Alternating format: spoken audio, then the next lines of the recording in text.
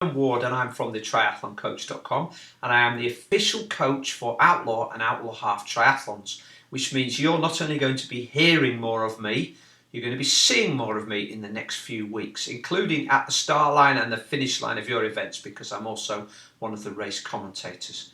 Now, without further ado, let's crack on with today's video, because you only have 6 weeks left to go until race day, and on the slides behind here I have got some very important information for you. So I'm going to disappear from view now. You're still going to hear my voice, and let's get started with these slides. So the question is what you should be doing or focusing on right now with 6 weeks to go. And the first things are general administration. It's imperative that you know some key race details. For instance, the venue may seem laughable, but we have people every year who say they didn't realise that the race was in Nottingham or in Norfolk or whatever. So understand and know where the venue is. That'll be important for you when you're booking your accommodation and travel plans. More importantly, and related to race weekend, is what time do you need to register? What time is your particular start? There will be waves for the Outlaw Half events, and everybody will be starting in waves at different times. So understand what time you start.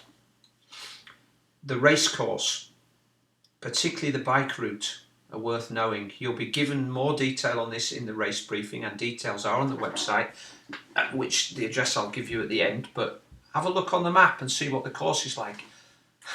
I, and probably a few more people, thought that it was going to be very flat around the Holcombe Hall course. It's not, so that might surprise you when you have a look there. It's much flatter in Nottingham. Understand the race rules and regulations. The race will be run under British Triathlon Federation rules. It's a non-drafting race. What's the draft legal distance between bikes? It's up to you to know. And it's also up to you to know and implement the fact that you will not be allowed to wear headphones for any section of the race. Okay, it's a race rule. We heavily enforce this. Please do not disobey. Also, what about the parking for registration, and particularly on race morning? How busy is it going to be? How far are you going to have to walk to transition? Plan this ahead. Make sure you leave yourself plenty of time to reduce stress. Likewise, check your accommodation. Even if you've got it already booked, double check. Make sure they haven't given your room away to somebody else. And also work out how far it is to get to the venue. In the car, in a taxi, on the train. Because you'll need to know that for race morning particularly. Finally, your nutrition on the course. The official nutrition is High Five. Are you going to use it? If you are, have you tried it out yet? If not, then try it in training. If you intend to use something else, that's fine. You'll have to be self-sufficient. But what are you going to use, and have you tried it in anger? All things that are important. Now, the specifics of the course. The swim. It's 1900 metres, which is 72 lengths of your 25-metre pool. Sounds quite a long way, doesn't it? But everybody else will have to go there, and it's important for you to make sure that you can swim that distance within the cut-off time, which is 1 hour and 10 minutes. That's approximately 3 minutes and 20 seconds. Actually, that's wrong, the 3 minutes 11 seconds. I think you've got a bit more than that, but it's well over 3 minutes per 100 metres. So, can you swim 3 minutes per 100 metres? Can you repeat that 1800 or 18 more times? Test it out in the swimming pool. You could do this with your wetsuit on. You will need to try your wetsuit. They do seem to shrink over the winter, although that may be because we've all got a little heavier. But anyway, just try it on. You may suddenly remember that there were some nicks in the suit that you wanted to attend to before you wore it this year, or that you were going to replace it because the arm was hanging off, and over the winter you've forgotten that as it's gone to the back of your mind. If it needs replacing, you'll need time to do this. They may not have your size in stock. Then you'll need to get used to the new suit. So take action now. And finally, some specific swimming items for you to think about. You can practice your open water skills even in the pool. This will be important for those of you doing Nottingham Half Outlaw, because the race takes place at the end of May and you may not have much chance to get in the open water. You can practice drafting, swimming on the hip or on the feet of other swimmers in your lane. You can practice lifting your head every 3 or 4 strokes. You can practice swimming in a group. And on race day, I know this is one of the things that people are most worried about, but you don't need to be. there's a couple of people in front of you, one or two either side, and a couple of people behind you. That's about 6 to 8 people maximum. You may be starting with 300 other people, but as long as you just focus on the few people around you, you have nothing more to worry about. And then, when you get a chance, swim in the open water when available and when safe. But it's different from being in the pool. No black line, no wall to turn off. Nothing to indicate how you're swimming in a straight line, so you have to look up regularly. So practice those things. After that, you'll be going onto the bike. The important thing is, can you ride 56 miles or 90 kilometres? The cut-off for the end of the bike is 5 hours and 20 minutes after your wave starts. So it's not after the first wave goes, it's after your wave has started. So somebody starting at 7 a.m. will have a cut-off of 12:20. Somebody starting at 7:20 will have a cut-off of 12:40. So even if you take the full 70 minutes for the swim, that still gives you 4 hours and 10.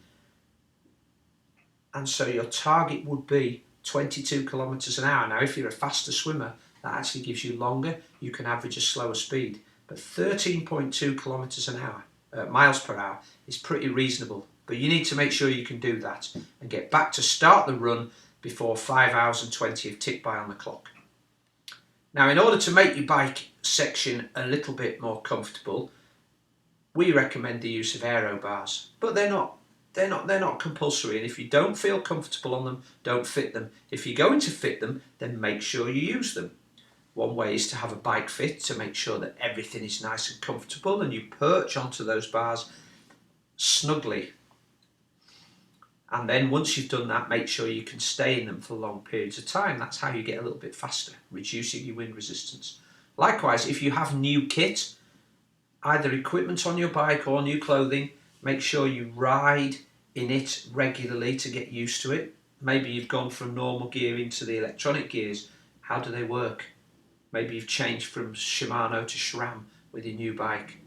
Get used to it. It's slightly different. And then your race bike, ride it regularly. It's not like a classic car where you only take it out of the garage on beautiful sunny days. A race bike needs to be ridden so that you become biomechanically efficient. So with 6 weeks to go, you should already be doing this, but if you're not, start now. And finally, get your bike serviced. You do not need to do that immediately, but I would suggest that you get it done before the final 2 weeks, just to make sure there's nothing that needs replacing. Okay, the run. Far less technical, but nevertheless 13.1 miles to run. Can you cover that? You are allowed to walk. So as long as you can cover the 13 miles walking or running, you'll be fine. You have 9 hours to get to the finish from your wave start. So even if you just make the cut for the bike, you'll still have 3 hours and 40 minutes to finish. And that's a pace at 5.7 kilometres an hour. You could walk that all and finish. Hopefully you won't, but if you come across the line at 8:59.59, then we'll be shouting you are an outlaw. Equipment concerns for the bike. Probably just the run shoes, although if you're going to wear shorts and a vest or shorts and a t-shirt, just make sure they fit and they're comfortable. You can put them on easily. Make sure you've got the right socks, but with shoes you need to be running in them for at least 2 or 3 weeks beforehand, just to make sure you've worn them in. Alright, so I wouldn't suggest you wear a pair of old running shoes that feel like slippers. They might not offer enough support, but do wear them before race day.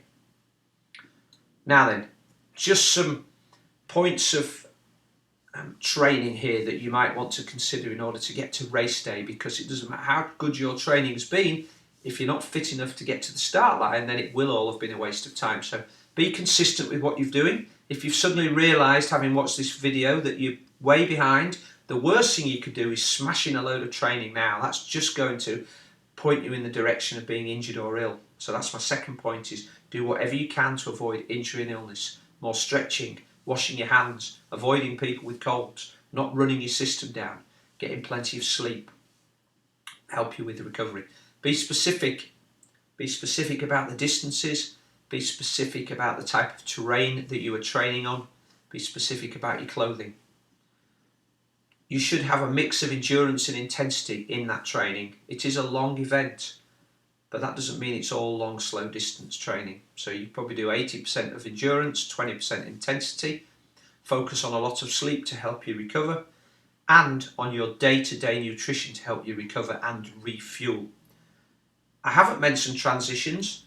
They will help you to be a little bit faster on race day, but the main thing here is you're efficient. Take your time, don't panic, smoothly go through getting your wetsuit off, getting your cycle gear on and moving out of the transition area and making sure you don't forget anything. Alright, that's it for the moment. If you've got any questions, please post them on the Facebook page, the address of which is facebook.com/outlawtriathlon. Make sure you tag me, Simon Ward, so I can answer them. And if that's it, then I will see you in 6 weeks' time.